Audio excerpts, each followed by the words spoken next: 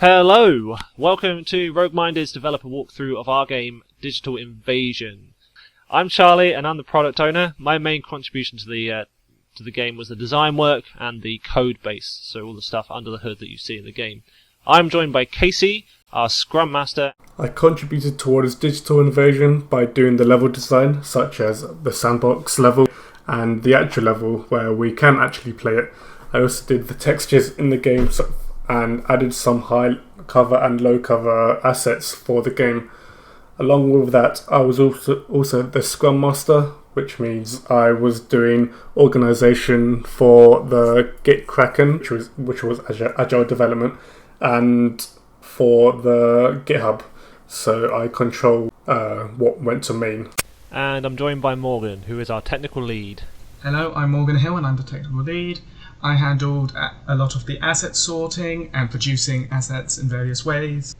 We have all worked on a game design document, but I also handle a lot of the questions for user testing, including consent forms and discussions around working out what questions we wanted to do.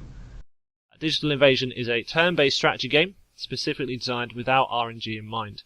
So you must command your troops and carry the day against the evil red people. Take that as you will. So first, we'll go to Casey. Casey, why no RNG? There isn't anything wrong with RNG, to be honest, Charlie, but it applies a mechanic where you have to adjust to the situation. And I thought if it was a turn-based shooting game, why not make it due to strategy? So this game is all about movement, just like chess, where you have to think ahead of your opponent 2 steps in advance. We did have a few problems coming into this, however, and Charlie was the one who solved them. Over to you. Yeah, so in order to move our game out of RNG land, we took a look at how other RNG games applied their numbers and what logic they used. So in these games, a modifier is placed on a base chance to hit. So a guy has a normal chance of 50%, and a modifier is applied depending on different things. It could be either for range, or if the enemy unit is in cover. That obviously takes into account kind of where the enemy unit is, but it doesn't take into account what you can actually see of it. So we decided we could just alter it, and we could actually do it to exactly what the unit could see. So whenever one of our units shoots at another, or a piece of terrain or anything on the map that it can shoot at, basically we draw a straight line from the unit to the target, and if it hits anything in between, then we work out what to do with that object depending on some logic that we apply. We'll see a bit more of that when we come to the gameplay, and we can explain it a bit more. But first we'll actually go into our class selection screen, where Morgan will explain exactly how our units work. Hi, I'm Morgan, I'm the technical lead again, and this is our unit selection screen. We give the player the option of 4 units that they may customize. They can choose their amount of units with a simple toggle on and off to disable and or enable units. And they also have a choice between 4 different classes. We have the Rifleman, the Scout, the Specialist, and the Support.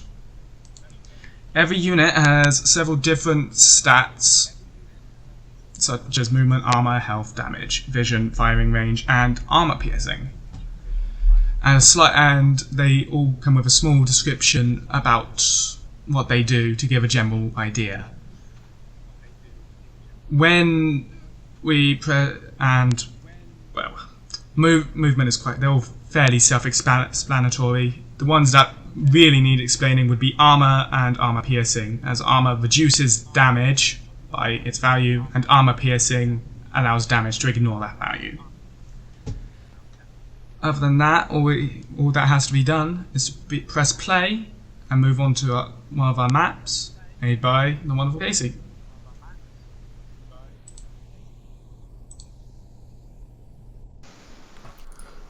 Okay, this is our map. I based it on a Japanese medieval castle, just because why not? There's many rooms to it, and there's much cover to hide behind, along with the walls that can be destroyed anyway. So, for example, if you move over here, or okay, yeah, I'll use my turn, so I have to wait next turn. So, for example, if you shoot the wall.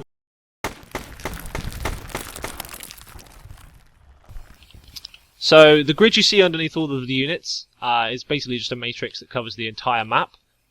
Whenever you right-click one of these tiles, the unit will move to that tile. If you left-click a unit, it will bring you to the unit. So I can select, these two have already had their moves, but I can select these two here because they have pips above their heads. So if I just click that one, it jumps me to that one, and you can see this one has a much smaller movement radius than this one because of the different classes.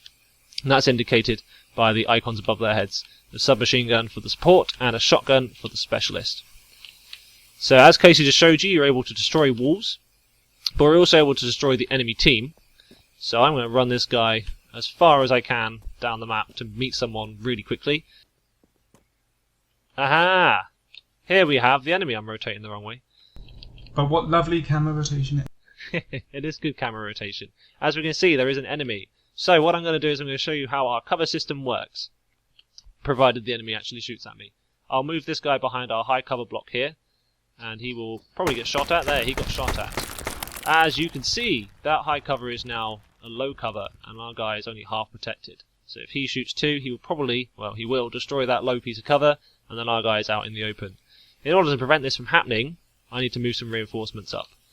So, let's move this guy down here and shoot out a wall so I can move through. There goes his last piece of cover.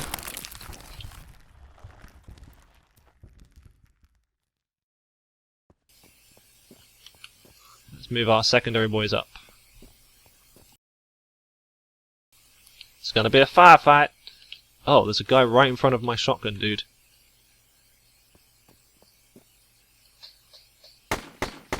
As you can see, the shotgun shoots repeatedly and fires off like 7 shells. Very advanced technology. Extreme.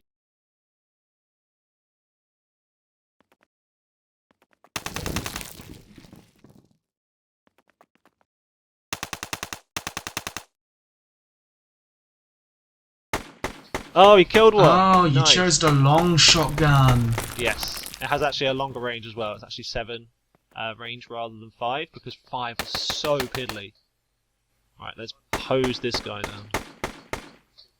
Shotguns can shoot up to 100 meters away. Shotguns can shoot very far, but they are not lethal past like 10 meters really. Well, no, I'd probably say 20 to 30. Having never been shot by a shotgun, I can't really claim what's lethal and what's not.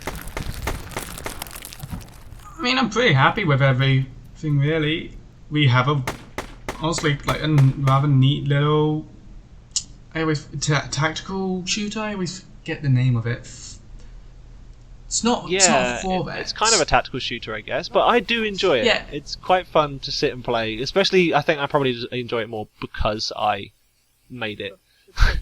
Because we made it, yeah. Because we made it, and like I'm quite happy. Like it achieves. It's perfect. There's no actual like RNG mechanics for firing, but it's still like got balance. It's not just it is a bit like chess still. A little bit. And that is where we aimed. It's a very difficult chess, very complex chess, but it is kind of chess. Anyway, we have been rogue-minded, and we have been presenting Digital Invasion. We hope you jump over to our itch page, which we'll link in the description, and check the game out and give us some reviews. That'd be great.